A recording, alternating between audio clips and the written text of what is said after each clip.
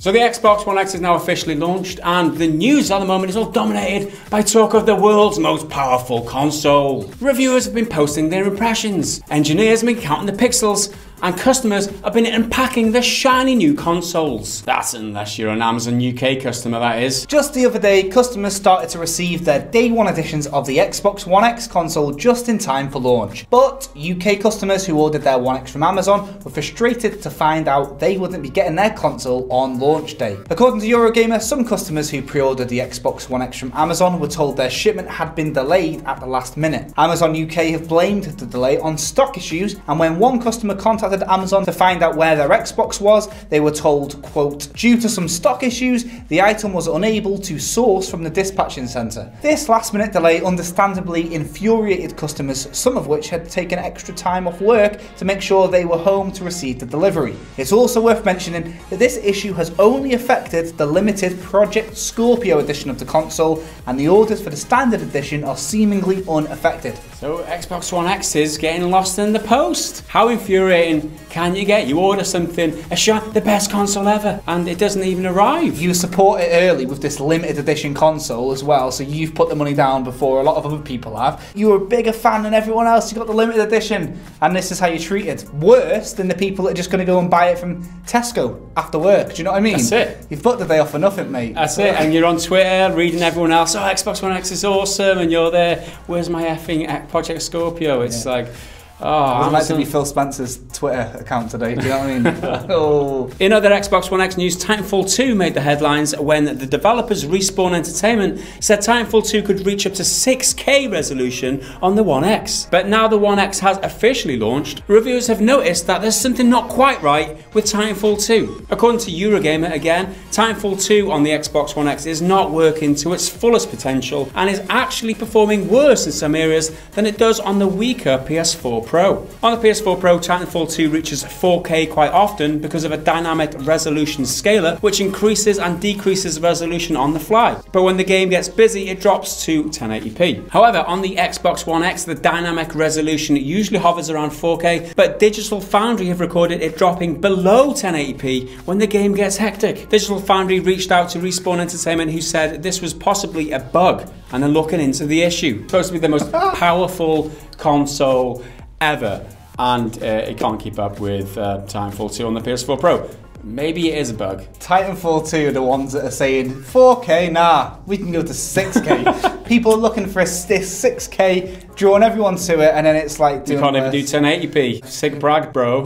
In other news, Overwatch has been suffering from a toxic player problem for a while now, and Blizzard have said dealing with toxic players is slowing development progress on the game. So to deal with the toxicity problem, Blizzard have put together what they call a strike team to deal with the toxic players. At BlizzCon 2017, Overwatch director Jeff Kaplan told Kotaku they've made dealing with toxic players a priority, and they formed a strike team to deal with them. Jeff Kaplan heading the strike team. I honestly don't know why this is so funny.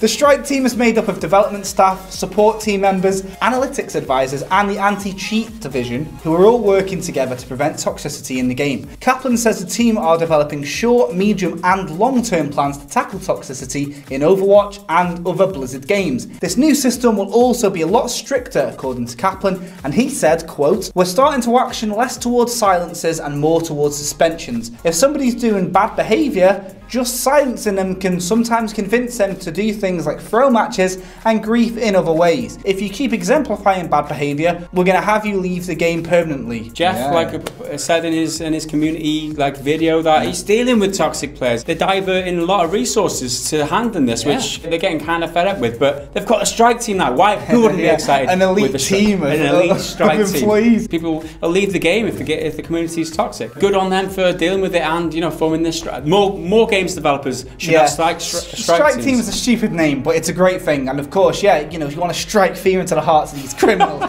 you do want people to be like, I hope the strike team's not about for this one, or I'll get banned. But it's true, isn't it? Stupid name, but great concept. So I mean, more power to you, Jeff. Also this week, Epic Games recently announced that their game Fortnite had crossed the 20 million player mark. The zombie survival and battle royale game officially broke the 20 million player figure as of the 6th of November, making it one of the biggest games of 2019. 2017. This means 20 million unique players have played either the regular Fortnite game or the free-to-play Battle Royale mode, which is what helped Fortnite become so popular in the first place. So more people are playing this free-to-play game than PreOrders Battlegrounds. Who would have thought it? It's free, it's a free game. But it is kind of in competition with Battlegrounds because of the Battle Royale mode. Everyone loves the Battle Royale at the moment. It's the theme of the industry at the moment. Everyone wants Battle Royale in their games. This is the first time Battle Royale came to console, which is quicker than PreOrders Battlegrounds did. They obviously got ahead of the trend and they're reaping the rewards for it. Yeah, they used Battlegrounds hype against it really, because even console players will have heard of Battlegrounds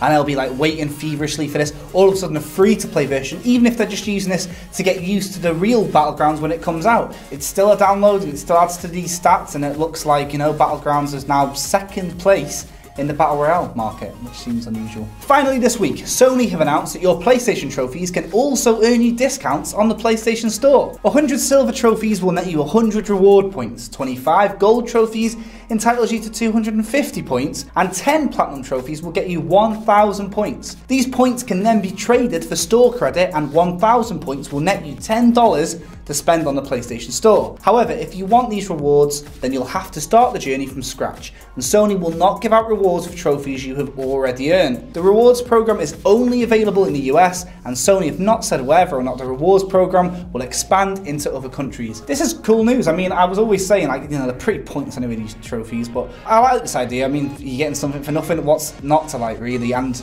it being US only is a bit of a downer, but... James in the office commented how long Phil Spencer will take to bring up the same idea for Microsoft. They are quite competitive, and if that is the case, then this is competition in the market at its best. This is what we want to see. We want to see one manufacturer challenging the other, and everyone, you know, all the players are gained from as a result of it. So I think this would be awesome, and yeah, who's to say that Phil Spencer won't have this amazing idea of his, exclusive idea, but I'm sure he'll find a way of squeezing that word in somewhere. With another Xbox classic, backwards compatibility. You know, your points from the Xbox 360, bring them on over. It's the Xbox. Exclusive to Xbox. Yeah, it's the Phil special.